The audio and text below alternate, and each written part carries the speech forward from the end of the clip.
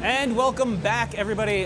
This is the Engadget stage live at CES 2019. I am Terrence O'Brien, and I got a hell of a panel right now that I'm pretty excited about. I have sitting next to me Rini Paiva from the National Inventors Hall of Fame. You are the Executive Vice President of Selection and Recognition, I believe. That's true. And we have Steve Sasson, the inventor of the digital camera, and class of 2011. Yes. And we've got a couple of special guests that we're going to get to a little later.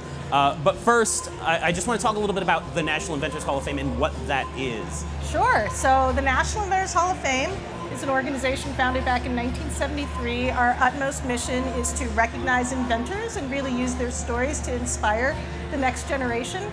People like Steve Sasson. Steve is actually on our board, so he's a really good representative to talk about the Hall of Fame as well. Well, that's right. I have the honor of being on the board as well as being a member of the Hall of Fame. And I will tell you, it's just a wonderful organization because it collects together innovators that have made substantial impact on our world. And we get together and we talk about ways we can sort of pay it forward, ways to inspire young people to think innovatively, because that's the future.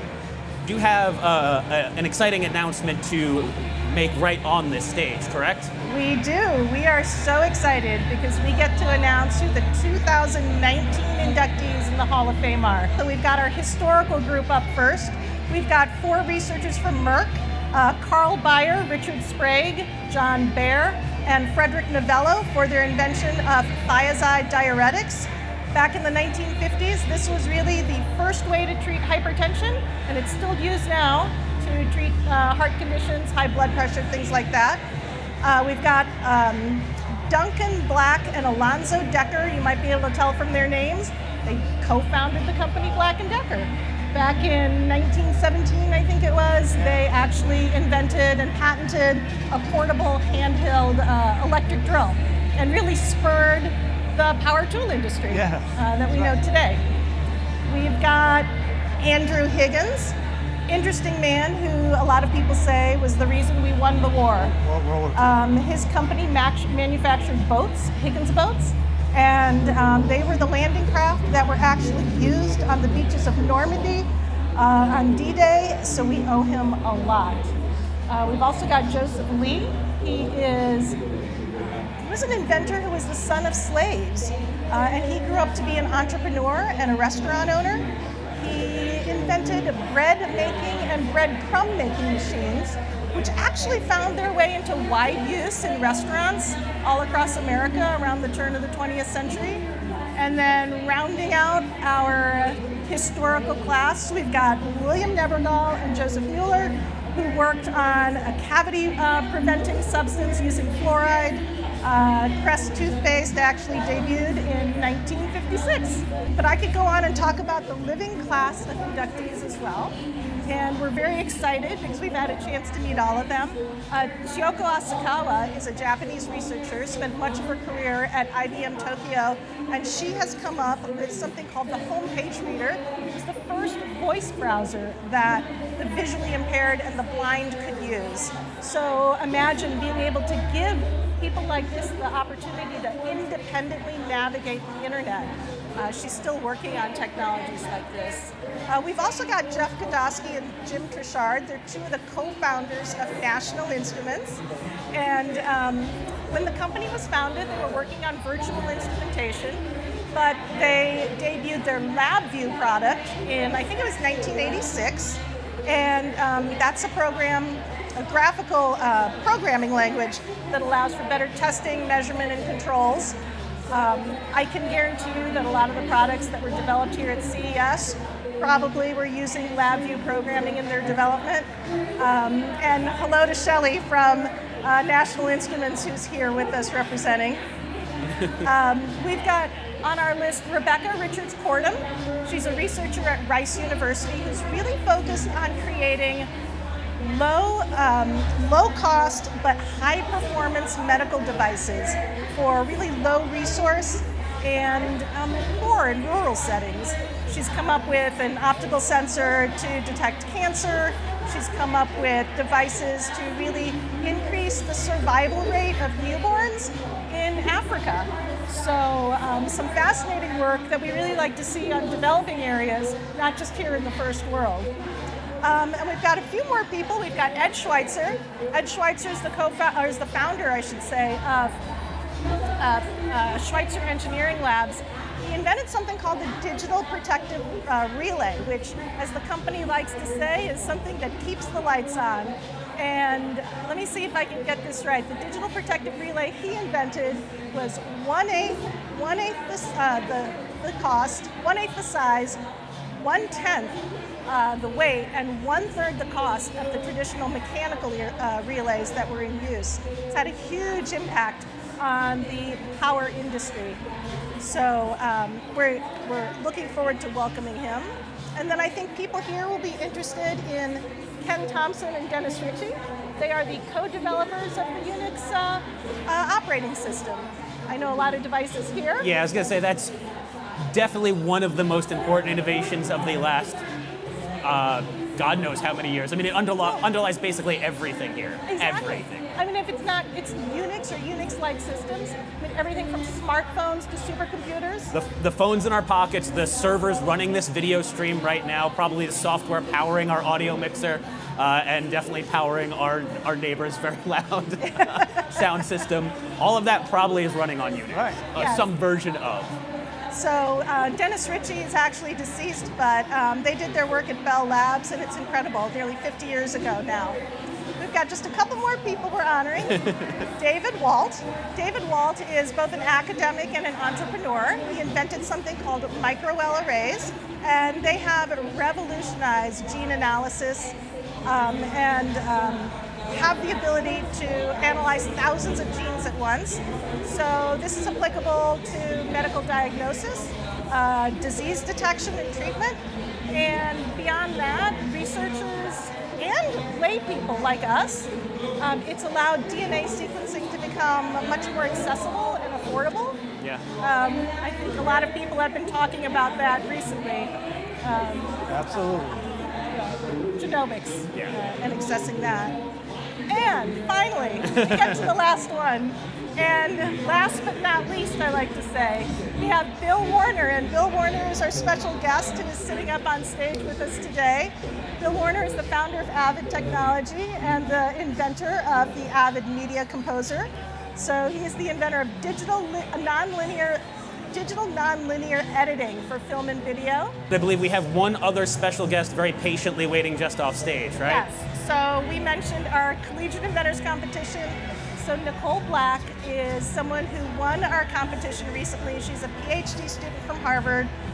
She invented a novel way of treating ear infections, and I'll let you talk to all the interesting inventors, and I will leave the stage. Okay, thank you so much for joining us, though. Okay, thank you so much. Nicole, I'm not gonna lie, I had to do a little bit of Googling to understand your invention. So could you tell us a little bit about that? Because I also Sure. don't want to butcher the terminology. Sure. So this invention got started when I was taking a class at the Massachusetts Eye and Ear Hospital, and we were looking inside each other's ears with an otoscope just to look at our eardrum. And I could see that I had a lot of scar tissue on my eardrum from when I was a little kid, and I actually had ear tubes. So ear tubes are placed in over 1 million children in the US each year.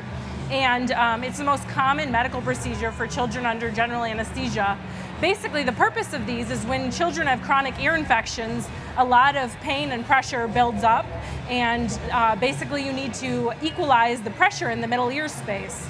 So in little kids, they're Eustachian tubes, can't really equalize this pressure well, so this tube is inserted to basically accomplish that. Okay. Now, there's a lot of issues with current ear tubes, such as the scar tissue that I had on my eardrum from them being so large. In addition, they don't allow antibiotic droplets to go through them, and so kids have to take oral antibiotics, which are obviously not ideal for young children, and then when they clog or fail or fall out, they have to go through multiple surgeries. So you're thinking about a little kid bringing them back multiple times. So our invention is novel materials and designs that solve these challenges. Steve, You invented the digital camera. I don't know that we need to explain to too many people what that is. Oh. But is there anything you just wanted to say about it real quick? And the very first digital camera is a very odd-looking device, built with all parts that were taken from all over the place, even out of used parts bins. Okay, so I think when you're young, you sort of get some habits, and you start to innovate a certain way, and it sticks with you. Yeah. And the invention of the digital camera was very much a product of a kid living in Brooklyn pulling parts off at all the TV sets. And Bill, you invented digital nonlinear editing, which I think it sounds like a mouthful, but it's a pretty easy concept to wrap your head around, right? Well, it is. If you edit video in the old days, you basically had to put one shot after another, and you couldn't change it. Imagine writing a thesis, and you couldn't change it. It drives you crazy. If you wanted to change, you had to retype the whole thing. Is what you had to do. Yeah. And so Avid made the first 30 frame per second nonlinear editor that meant you saw every single frame, and you could move them and move footage and sound anywhere you wanted. And it really ended up becoming the dominant nonlinear editor. And it is, to this day, in the high end of the market. People have been trying to solve the editing problem for 100 years. But I didn't know that. I just wanted to solve it because I loved editing, and it was so painful to edit. But is it like a career path that you choose, or is it something that just kind of happens to you accidentally that you become an inventor? Yeah, I mean, I think that really anyone can be an inventor, and part of the reason I started on this path into invention and engineering is I actually participated in Camp Invention, which is hosted by the National Inventors Hall of Fame. And this camp is really great because not only does it expose kids to the engineering and science concepts, but you actually get to be an inventor yourself. So I was a little kid when I did this, about 7, and I was thinking, what problems do I want to solve? And I was, I didn't really like bugs. So basically, I invented a little bug trap that could trap the bugs, but not kill them, because I didn't want to kill the bugs. So hold them nicely, and then I could take them outside. And so in this respect, I was actually an inventor myself, even as a kid. And this has sort of, inspired me to later be a counselor for this camp and really want to inspire children of, all different backgrounds, races, genders, to know that you can be an inventor too. This is really, it's just a process, it's not limited to, someone even, who files a patent, anyone can really be an inventor. So I think that that's really important for parents and families to know. I like to think if you have an imagination, you can be an inventor, okay? And all you do is imagine what you want to try to do, either because you want to make something better or solve a problem or frustrated by what's going on, right? I was frustrated. I didn't like handling photographic film in camera. I didn't like it, right? So there's these things motivate you to do it, and then you imagine a solution. I mean, think about when somebody jumps. They don't jump by going up immediately. They jump by crouching down. Yeah. It's sort of this getting ready, and everybody has their own getting ready. You were, hoarding parts and learning how things go. And I think that people have this inventive mind, and if they allow it to, if they help it along, you want to let it do those things. Bill, Steve, Nicole, thank you so much for joining me. Thank you, Rini, wherever she is. Please stay tuned. Senior editor Chris Velasco is going to be up next having a conversation with Twitter. And yeah, don't miss all of the news from CES 2019 here on Engadget.